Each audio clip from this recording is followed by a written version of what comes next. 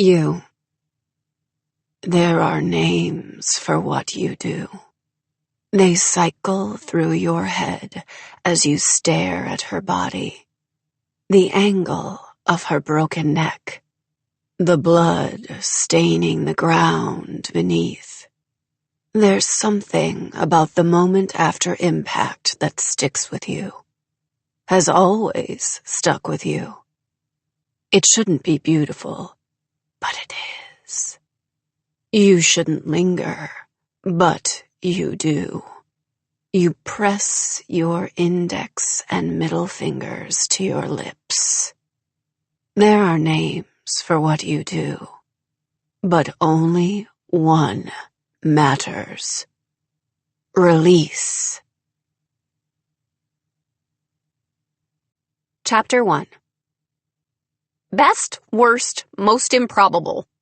Sloane paused half of a beat. Go. Based on her energy level, and the fact that she'd spent the first 32 seconds of this phone call verbally calculating the incidence of poodle-related deaths in the southwestern United States, I inferred that Michael and Dean had failed to intercept Sloane's coffee delivery that morning. At the ripe old age of 23, my former roommate still couldn't hold her caffeine. "Somebody start," she said cheerfully, "or I will be forced to tell you the 12 most exciting wallaby statistics I know." This was week 10 for my fellow naturals at the FBI Academy. Not that I'm counting. Sometime around week 7, a competition had developed between the NATs, new agent trainees, and the NIATs, new intelligence analyst trainees, to see who could sneak Sloane the statistical genius the most coffee. I was under the impression the NIATs were winning. "You first, Colorado."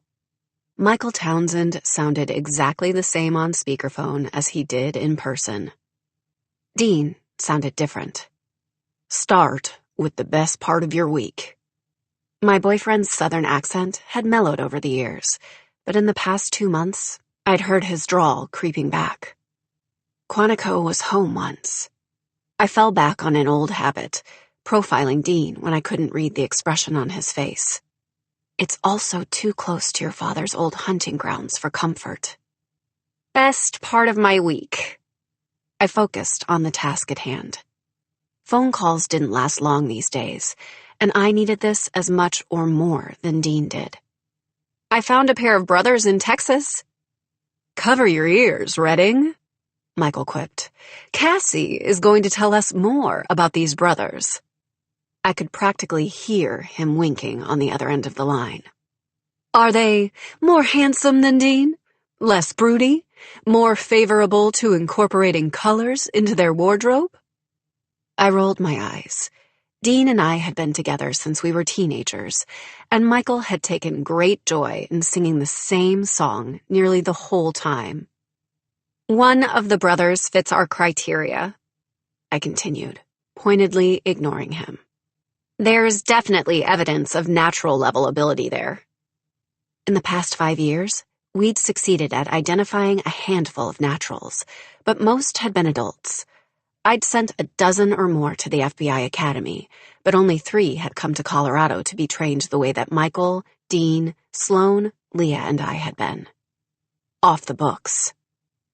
"The worst thing about my week," I went on, leaning my back against the wall, "is that we're still not sure which of the brothers is the natural." Every ability exists along a spectrum.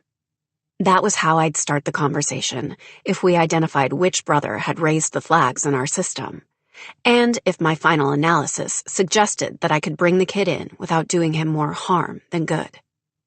Every spectrum has 2 extremes, one with very low levels of that ability and one with very high. Naturals are 1 in a billion. I should know. I was a natural profiler. "Are we playing best, worst, most improbable?" Leah Zhang, civilian FBI consultant, long-term thorn in my side, natural and, against all odds, one of my closest confidants, appeared in the kitchen of our Colorado house. Or more specifically, our base of operations. Leah plucked my cell phone from my hand and set it to speaker. I'm guessing Cassie told you guys about the boys in Texas? Best part of her week, Sloane confirmed. And the worst. Leah arched an eyebrow at me. She was our resident deception detector, a natural at picking out lies and telling them. Care to try again? She asked me. The best part of my week really had been the development in Texas. But the worst? I'm having the dreams again. I should have hated Leah for making me admit that, but what was the point? Like me, Dean was a profiler. Michael was a natural at reading emotions. Even if I hadn't said anything, they would have clued into the fact that something was up. Eventually.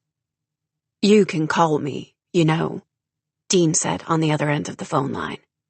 Anytime. I did know that, but I wasn't a teenager anymore. It had been 5 years since I'd been captured by the Masters. 5 years since my mother's death. As much as I knew about the ins and outs of the human mind, I couldn't help wanting my own to work differently. I could deal with being wounded. I didn't like feeling scarred. Most improbable is next, Sloane interjected brightly. People were harder for her to understand than numbers, but I was fairly certain she knew that I needed the distraction. The most improbable part of my week? I allowed myself to be distracted and felt a grin nudging the edges of my lips upward. Laurel made a friend. My sister was 9 years old. She'd spent the first 4 years of her life being raised by a cult of serial killers.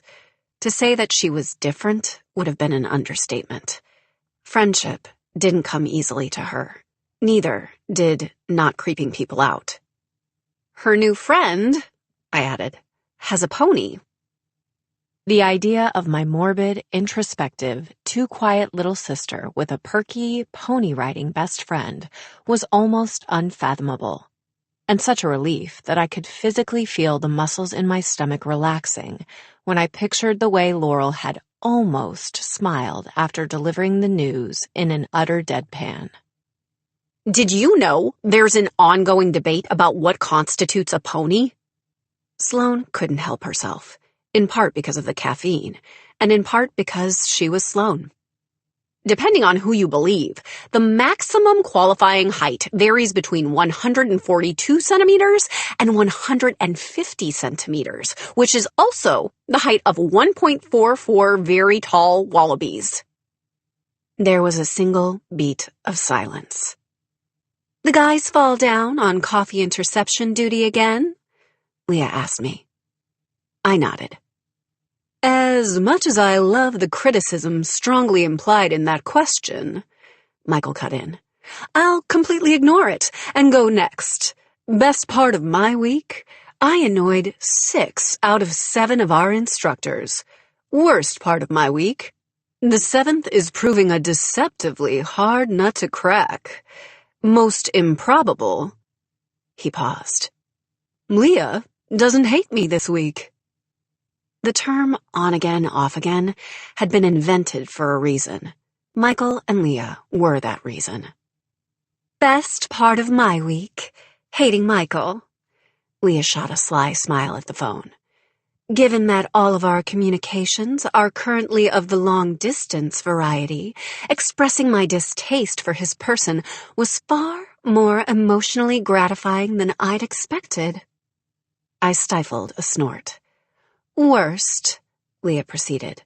The Naturals program has been assigned a new FBI liaison.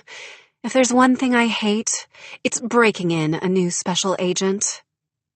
That was part of the reason that Michael, Dean, and Sloane had gone to Quantico. Once we'd hit 18, the 5 of us had been classified as civilian consultants. But to work bureau cases, we needed a bureau team. This was the first year any of us were old enough to attend the academy. Most improbably, however, Leah continued, rounding out her trio, our new liaison is Celine. Celine Delacroix was Michael's half-sister, just enough older that she'd already made it through new agent training. That made her Special Agent Delacroix now. Speaking of Celine, Leah trailed off meaningfully. Sloane, perhaps you'd like to go next? Sloane had never been one for teenage crushes, but she and Celine shared something, and whatever it was, lately it had gotten more intense. Celine had just gotten back from Quantico. I can't share the best part of my week or the most improbable part, Sloane said, due to the fact that they are both classified. Classified by the Bureau or classified by Celine? I asked. There was a long, suspicious pause. The worst part of my week, Sloane replied brightly, was blowing up Hogan's Alley. But in my defense, a person cannot, by definition, defuse a bomb unless it's operational to begin with. And that, I thought, is why the FBI Academy might not survive the naturals. Hogan's Alley, Leah repeated, as in the fake town the FBI uses for training purposes? Sloane was quiet for a second or two. I only blew up 17% of it. That seemed like as good a time for a subject change as any. Your turn, Dean. I imagined the way he would look in an FBI Academy dorm room. He'd be sitting on the end of the bed, hospital corners if he was the one who'd made it. Getting inside his head was a matter of instinct as much as training. You're looking at the phone and thinking about me. This. Dean had always been a person of few words. It took the others a moment to catch on, so I translated. The best part of your week, I said. It's this. Being separated was tough on us. All of us. Their training schedules didn't allow for much downtime, let alone regular visitation. Knowing it was temporary, measured in weeks, like an elongated summer camp, made it easier, but only just.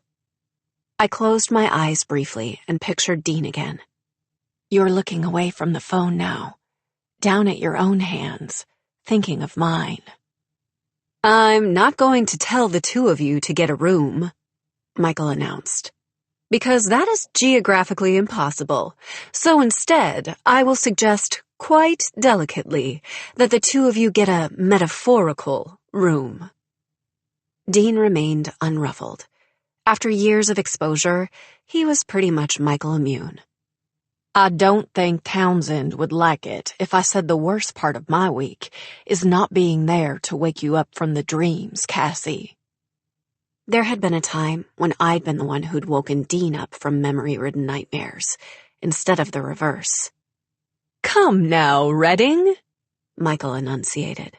The worst part of your week was clearly losing a bet and being forced to carry a man purse to training activities for 48 hours. He paused dramatically.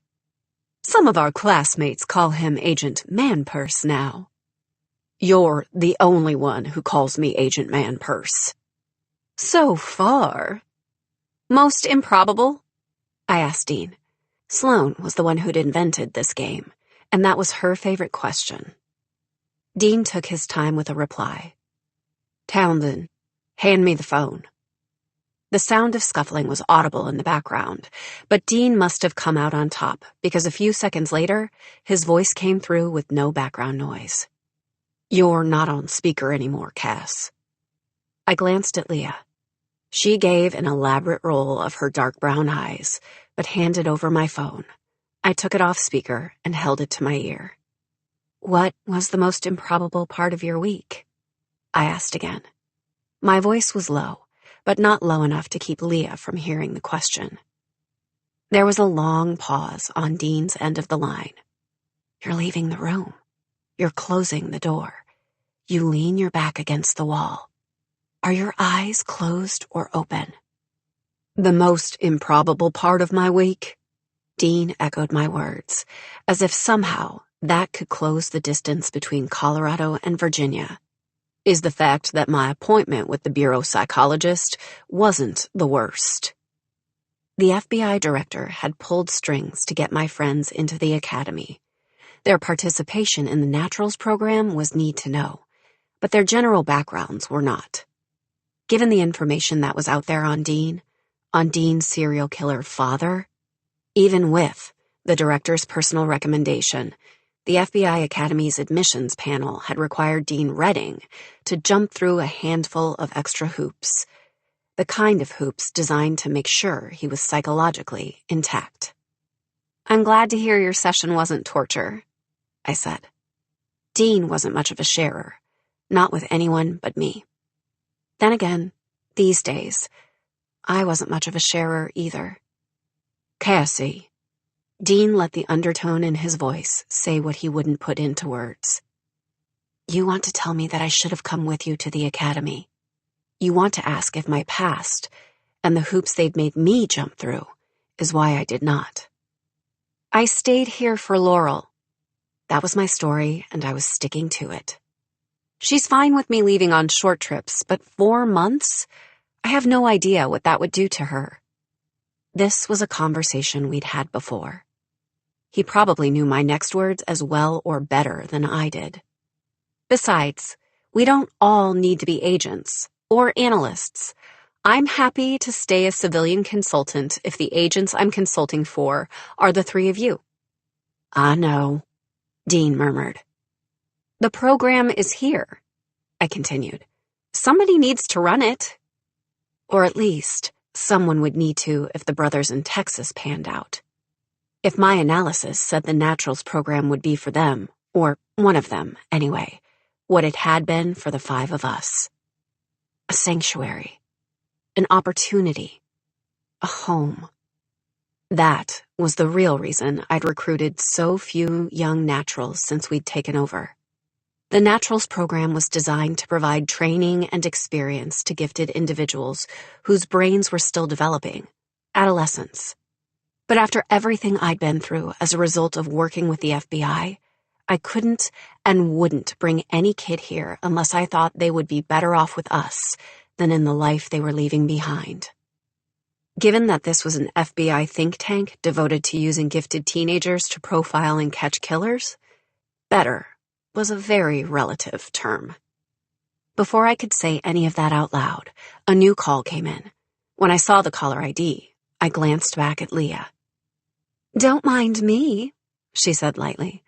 "I'm just taking note of your half of this private conversation so that I can mock and or cross-examine you later."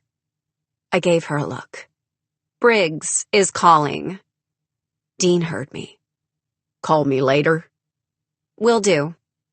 I hit a button on the phone, and as the new call picked up, I felt Dean's absence on the other end of the line like a physical thing.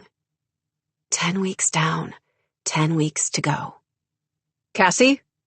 FBI Director Tanner Briggs was closer to family than friend.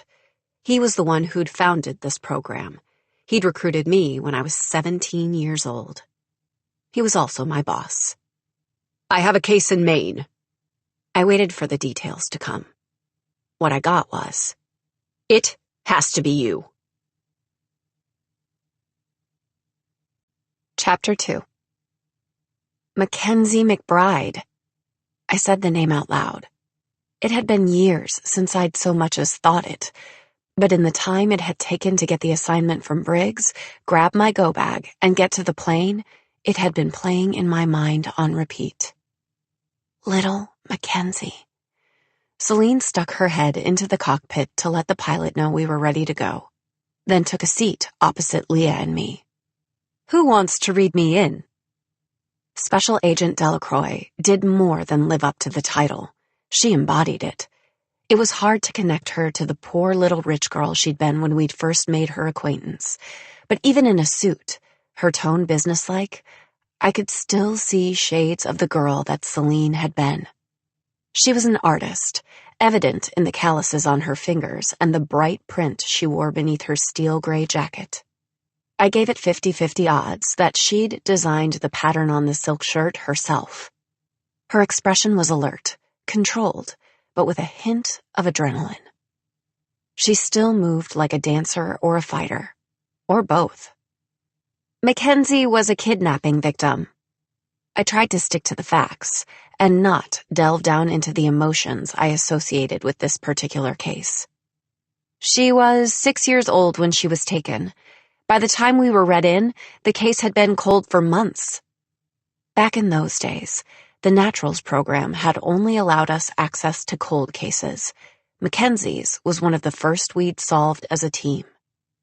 She wanted to be a veterinarian pop star. I hadn't meant to say that. Was surprised I even remembered the details after nearly 6 years and who knows how many cases, active and cold. Her favorite color was purple. Family lawyer was a lying liar who lied. Leah picked up where I left off.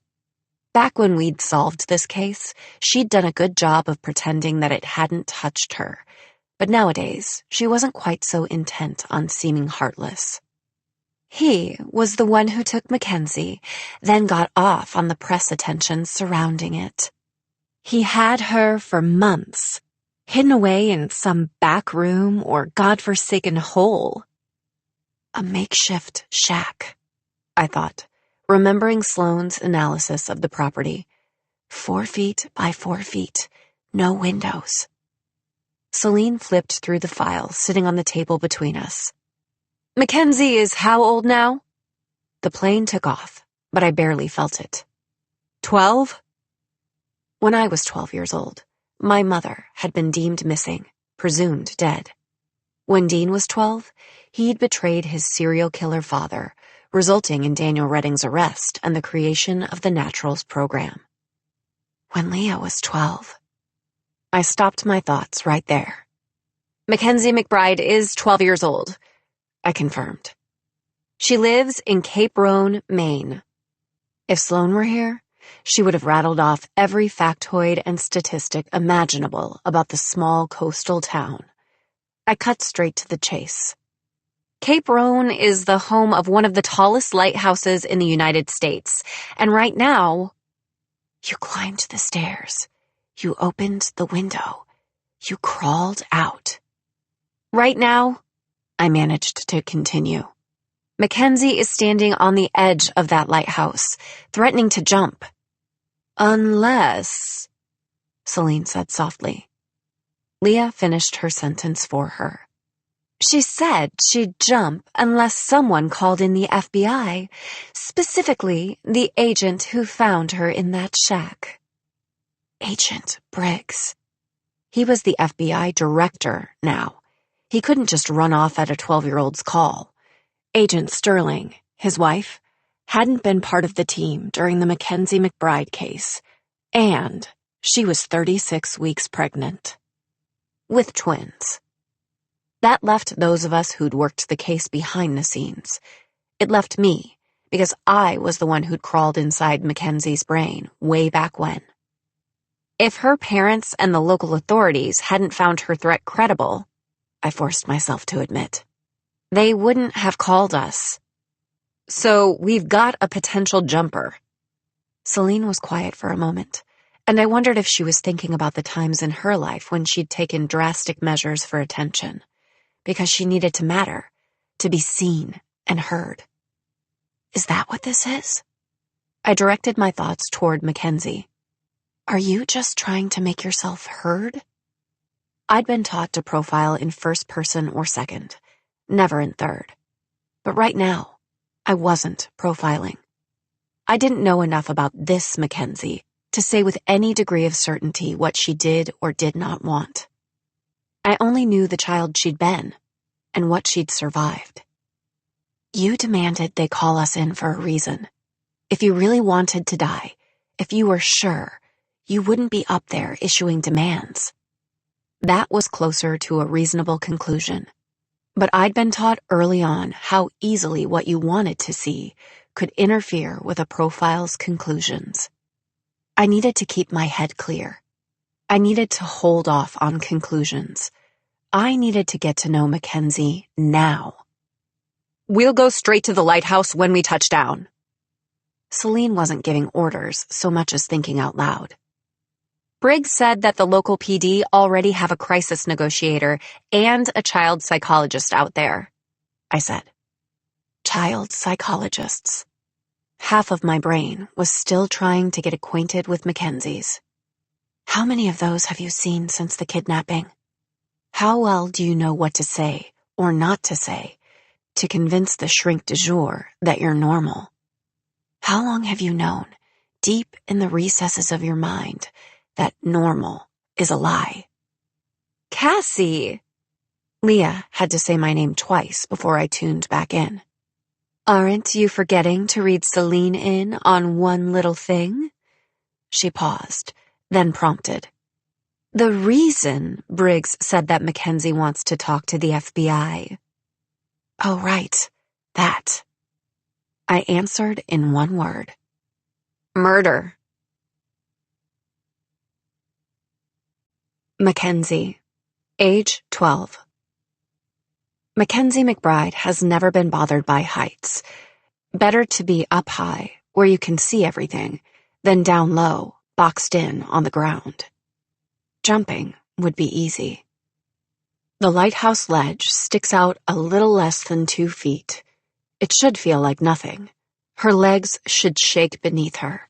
But Mackenzie trusts her body. She knows that 2 feet is half of 4, and for a time, 4 feet by 4 feet was her world. Her balance is perfect. Even now, with the wind whipping at her hair and the window barricaded off behind her, she can see herself in 360 degrees. She knows exactly what she would look like if she leapt off the edge, if she dove off it, if she fell. She can see the way her body would land in each scenario. One of her teachers tried to tell her once that what she could do, the things she knew, it was just math. It isn't. She rises up on her toes, a releve, and a warning for the adults gathered below as well as those in the room immediately behind her. I can step off this ledge before you can stop me. It would be so easy, but she doesn't want to do that, does she? The FBI will be here soon. They have to be. They have to listen.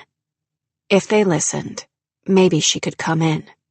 Maybe she could end this. They have to believe me. Because the others, the dead ones, they didn't leap or dive. They didn't dance off the edge. They didn't jump. They were pushed. Chapter 3. There was a crowd gathered outside the lighthouse. I estimated a dozen or more, ranging in age from late teens to 80s.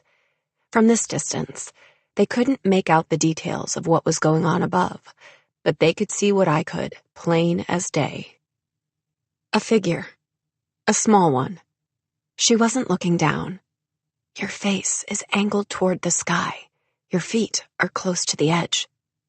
My heart began beating more rapidly in my chest. In our line of work, the margin for error was never large, but this time, it was inches. Excuse me. Celine had a way of parting crowds, even those intent on watching a train wreck in real time. FBI. That got the attention of about half of the onlookers. Pulling my gaze from the girl on the ledge, I took note of which half, and followed in Celine's wake. Leah hesitated for a brief moment behind me. I knew, without glancing back at her, that she was still staring up at Mackenzie. Leah wasn't, generally speaking, a person built for hesitation, but it was different, for all of us, when a case involved a kid. FBI, Celine repeated herself to the 2 local LEOs, law enforcement officers, posted at the door to the lighthouse. Aren't you a little young to be FBI? The officer who managed to look Celine in the eye and say those words would probably soon regret it.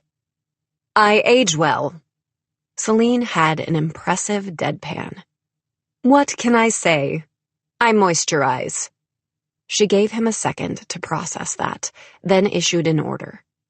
Move. The officers moved before they'd even realized they'd done it.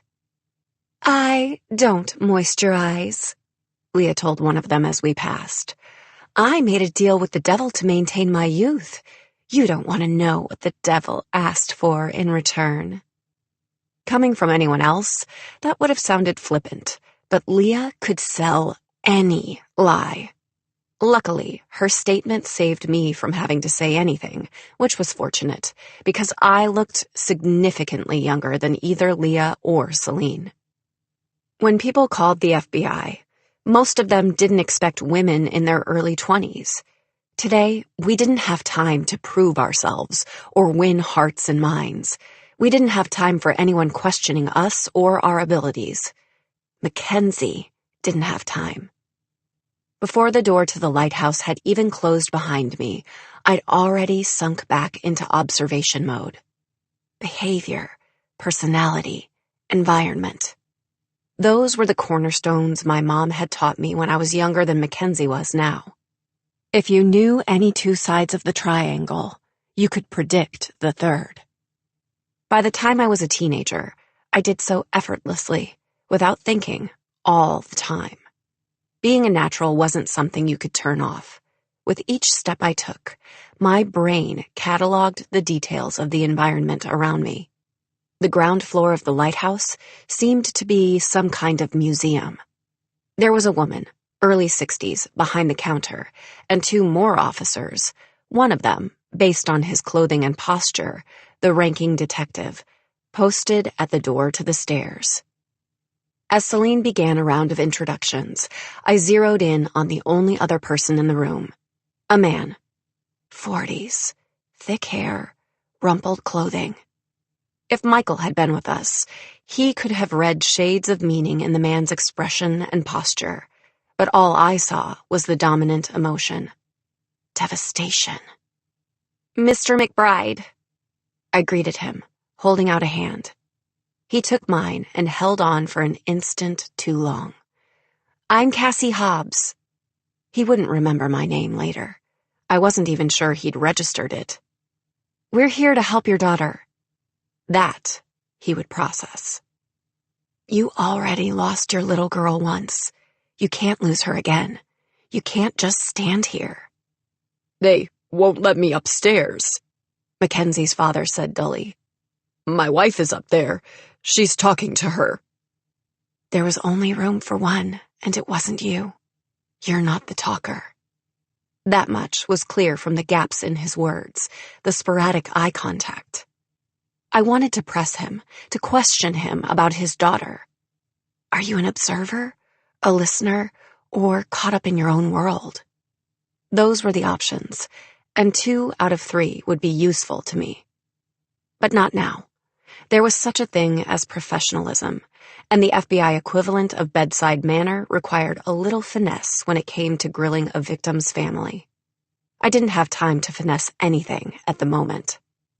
The first and most important thing was getting to Mackenzie.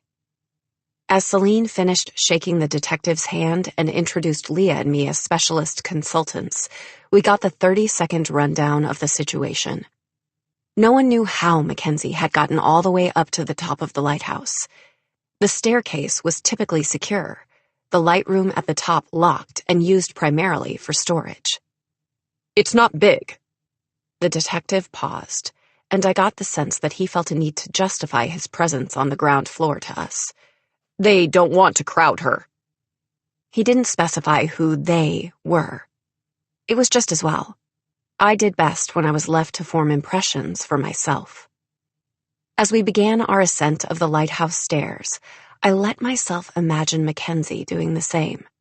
When Celine, Leah, and I made it to the top, I wondered if Mackenzie had been tired when she'd reached the 9th-story landing, or if she'd been buzzing. With energy and adrenaline, dread and hope and fear. Celine nodded to a ladder overhead.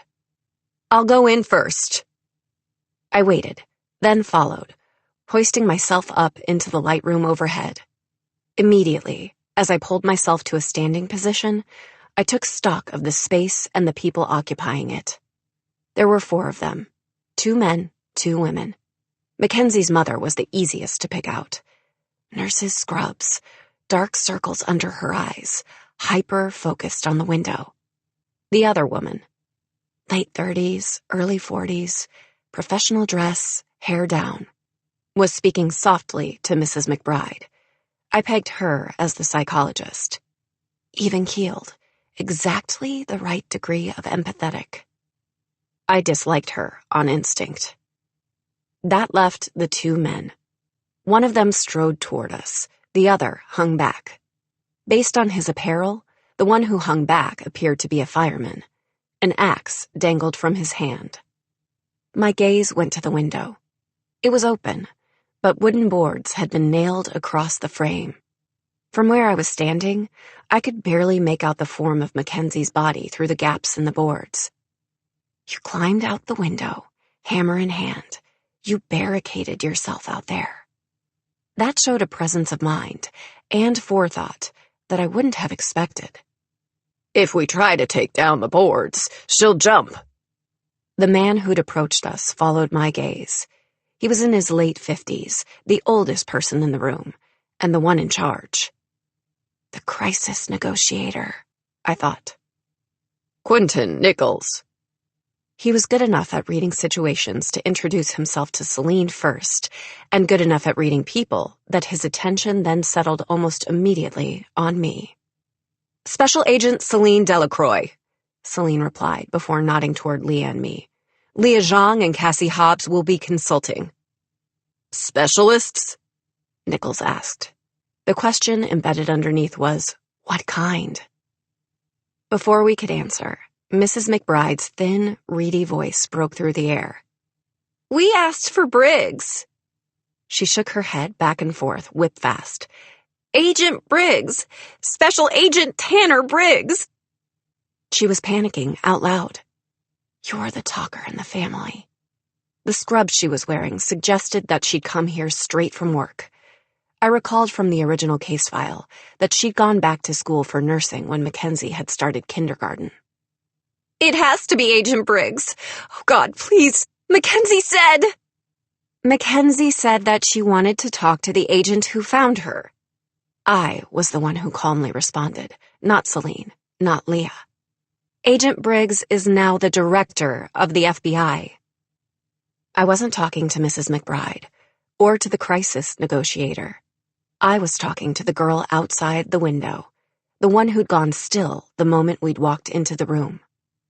Mackenzie, sweetheart, we'll try again. Mrs. McBride choked on the words, or possibly on a sob. She thought Mackenzie was going to jump.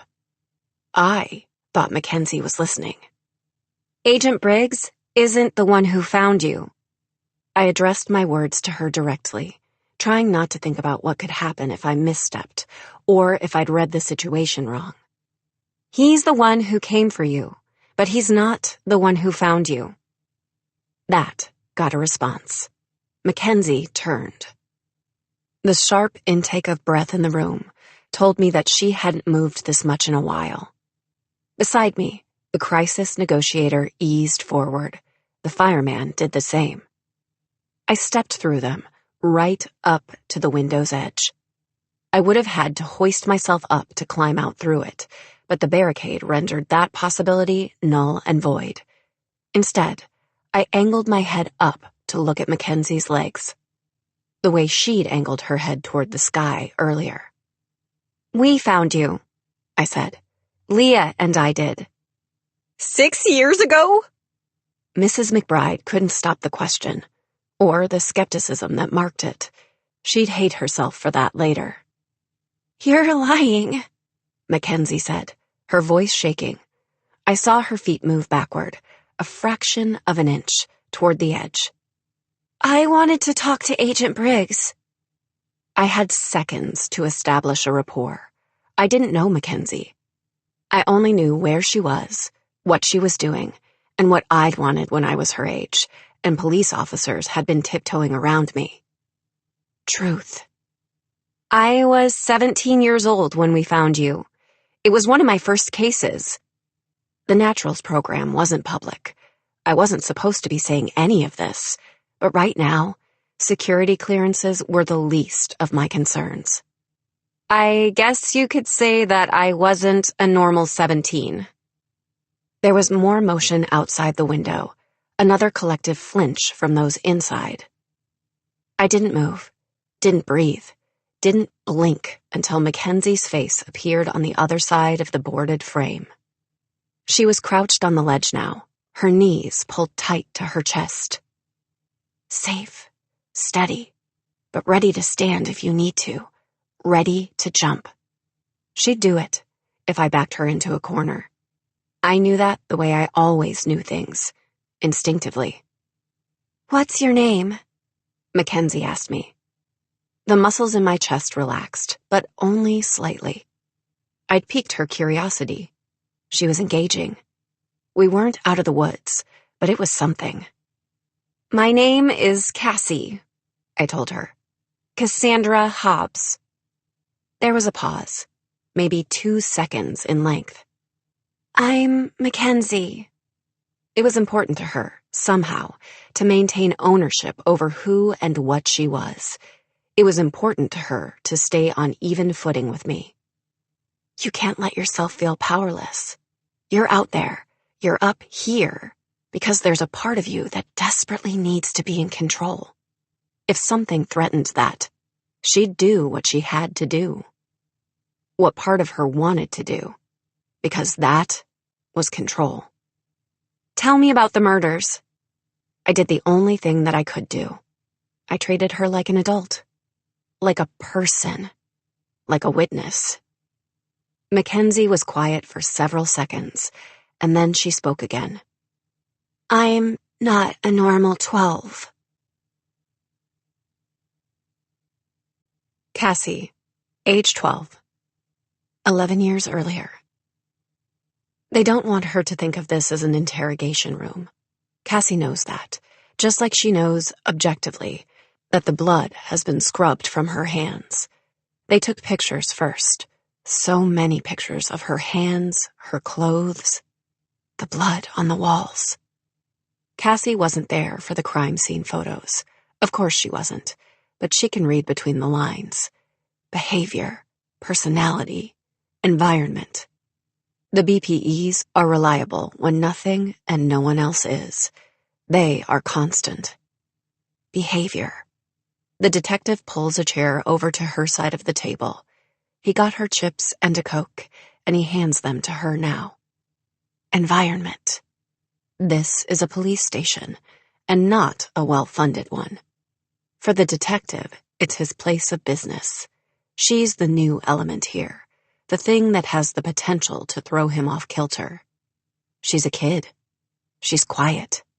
She's not crying. "Is my mom dead?" Cassie's voice is low, but she beats the detective to the first question.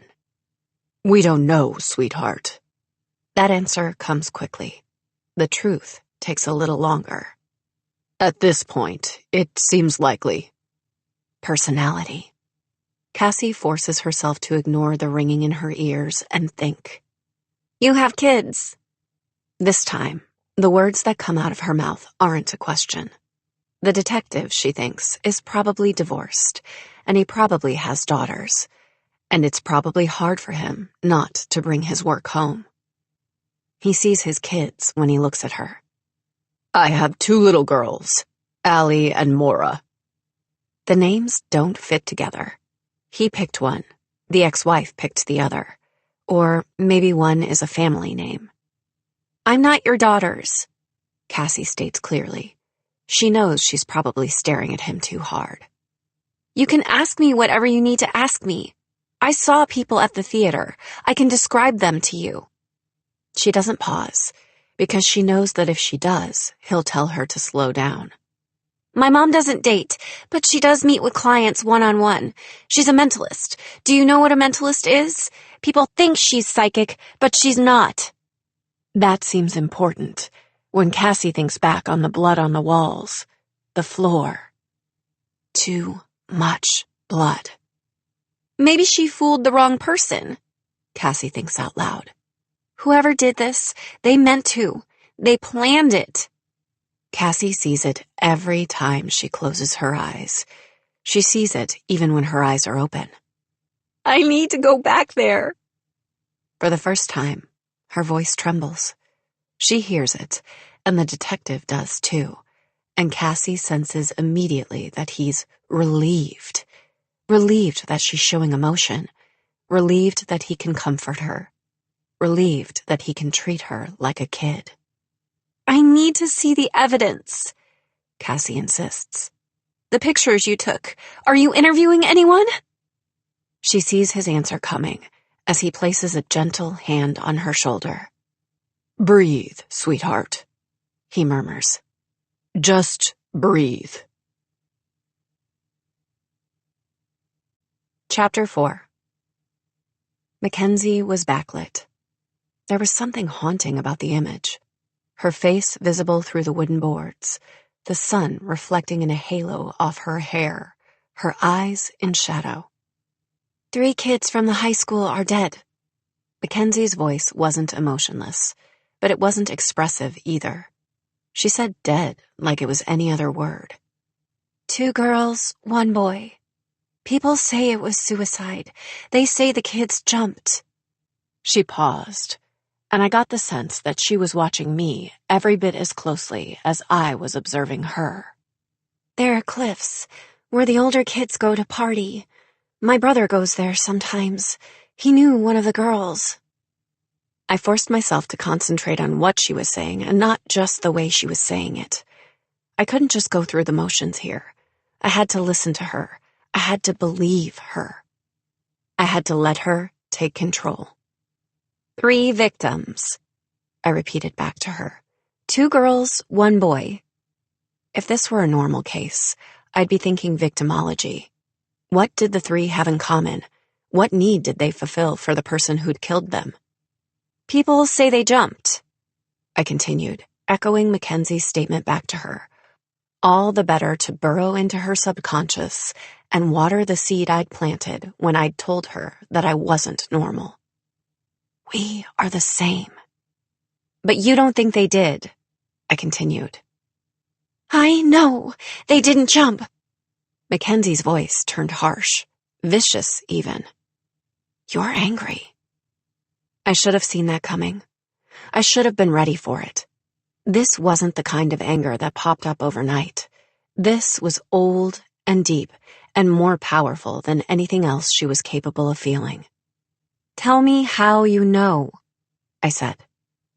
My understanding of emotions wasn't like Michael's.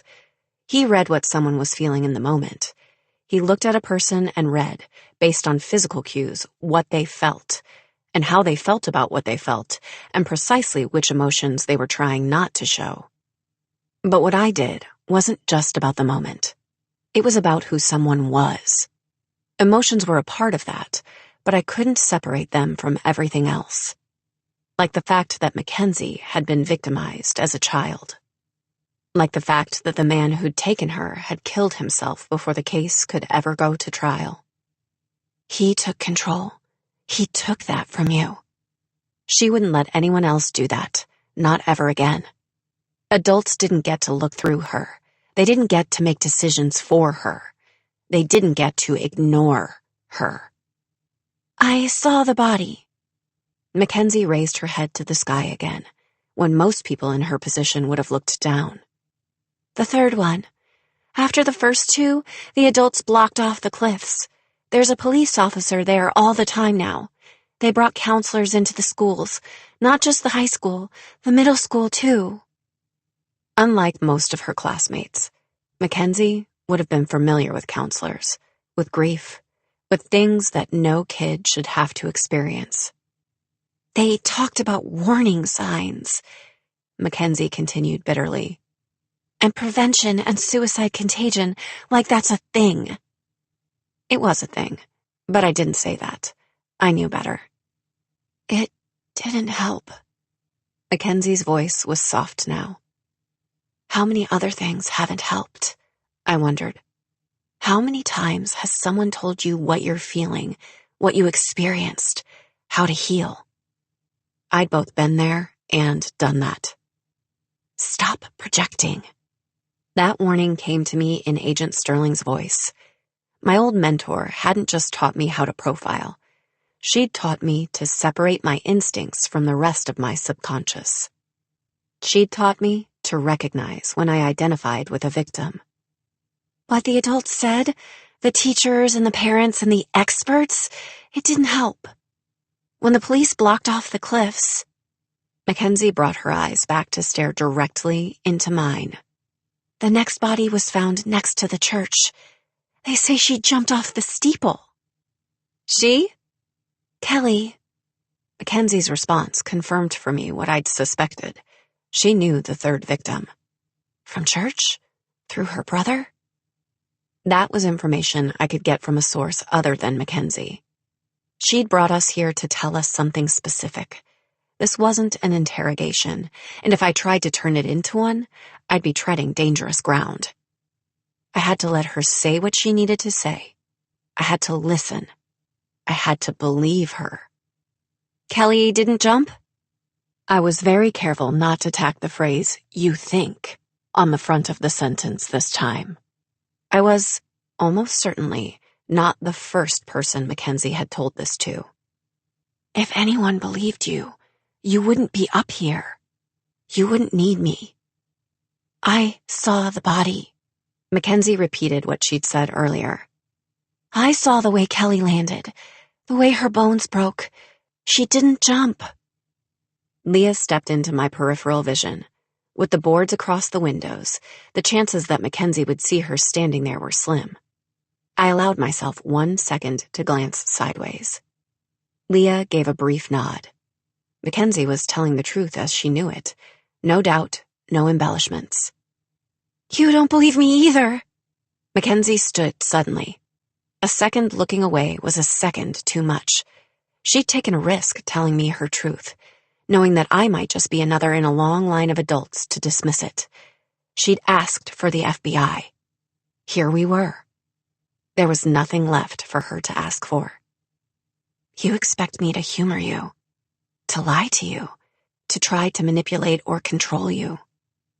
From somewhere in my memory, I could hear a male voice saying, "Breathe, sweetheart, just breathe." The muscles in my jaw tightened. I wasn't going to humor Mackenzie or lie to her. I was going to listen and ask, how would Kelly have landed if she'd jumped? Mackenzie hadn't expected the question, and that was a mark in my favor. She rose up on her toes, just slightly, her hands held out to either side. It depends on how close she was to the edge, how she moved. There wouldn't have been room for a running start, but she could have taken a step. Did she hold one foot out over the edge and jump from the one that remained? Did she just step off?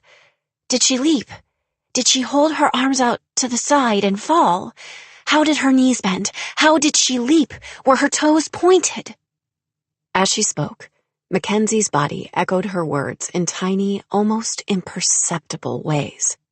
There was something graceful about even the subtlest of her movements, something remarkably unperturbed, considering what she was saying, and the fact that a strong wind could take her off that edge. She could have landed so many ways. Mackenzie went suddenly still. For the first time since we'd started speaking, my stomach clenched. She didn't land the way she should have. I know I sound crazy. Mackenzie knelt again, too fast this time, too suddenly. Behind me, her mother whimpered. The girl should have fallen. She should have at least stumbled or wavered, but she didn't. I know that you think I'm just a kid, but I'm not. I know bodies. I know how they move. When I spar, I can see other people's moves coming. When I dance, I always know exactly how I look without ever glancing in the mirror. Celine came to stand beside me. She caught my gaze, and I knew exactly what she was thinking. "I'm that way," Celine told Mackenzie. "With faces." Sloane was that way with numbers, Michael with emotions, Leah with lies. I was that way with people, with what they wanted and needed, and what they were willing to do to get it. "You don't want to jump," I said, my voice echoing through the tight quarters. But you will. You already know exactly how. How you'd hold your arms, the way you'd look up, not down. You'd point your toes. The crisis negotiator grabbed me by the arm, his fingers digging into the tendons just above the elbow. I could hear the child psychologist hiss something behind me. They thought I was being reckless, that I was saying the wrong thing, putting ideas in Mackenzie's mind. The ideas are already there. I ignored the negotiator's punishing grip. You know exactly how you would land, I told Mackenzie. Because you know bodies. You know movement. I know, the girl on the ledge said desperately, that Kelly didn't jump. Celine, age 12. 12 years earlier. There's not a single person at this too formal dinner table that Celine would like to draw. To be fair, she's already drawn Michael a dozen or more times. She knows his face almost as well as her own. The boys will be lining up for this one soon. Mr. Pritchett, the guest of honor, nods at Celine and smiles knowingly at her parents. If they aren't already. Why do grown men say such stupid things? Celine manages not to say that out loud. Her parents should truly appreciate her discretion. They're the ones who insisted that this grown-ass man, the one acting like pretty, is the ultimate honorific an adolescent girl could receive, is important. A valuable business connection. It is all Celine can do to keep from rolling her eyes. In a show of great restraint, she instead pictures the muscles and bones buried beneath Mr. Pritchett's healthy jowls. Celine isn't interested in boys yet. Her mother, college professor that she is, has just enough feminist bones in her body to add. She's really more invested in her studies. Studies come easily to Celine. It's the 7th grade, not rocket science. And her art, Michael interjects. The comment, in addition to being true, yields an immediate result, his father's attention. The shift in Thatcher Townsend's position is noticeable, even to Celine. She's done a good job of not looking at Michael's father this evening. At the elder Townsend's face. It's amazing, really, that no one else sees it. Not Michael, not Thatcher, not Celine's hapless father, who has no idea that she doesn't carry his DNA at all. It's all there in the bone structure that she and her father's longtime business partner share. It's all in the face. You might not be interested in boys now, Celine, Michael's father says, playing to Mr. Pritchett's ego by shooting him a conspiratorial look. But you will be someday. You want to bet? Celine, again, restrains herself. Michael doesn't. Leave her alone. Celine's stomach flips. Those words will cost Michael. Thatcher Townsend is charming. Thatcher Townsend is generous, a renowned philanthropist, an excellent businessman. Thatcher Townsend is a monster. Most of the time, Michael tries to hide the bruises, but he can't hide the way his nose isn't quite straight anymore. Not from Celine. Faces don't lie. And if Michael's father has broken one bone, who says he won't break another? No. Celine won't let that happen. Not tonight. She speaks up before Thatcher can turn his gaze intently toward his son. Why? If she can distract Thatcher, then maybe he'll forget what Michael said. Maybe Michael won't have to stay home sick tomorrow. Maybe Celine won't see the echoes of it in his cheeks or nasal or jawbones, long after the bruises have healed. Why, what, sweetheart? Thatcher asks indulgently. His gaze is on Celine's, but he hasn't forgotten the way Michael spoke to him. I'll just have to make you forget. This isn't how Celine planned on making this particular announcement, But this is her truth and her decision. Screw her parents, and screw Thatcher Townsend. Celine smiles sweetly. Why would I be interested in boys? She asks the table innocently. When there are girls.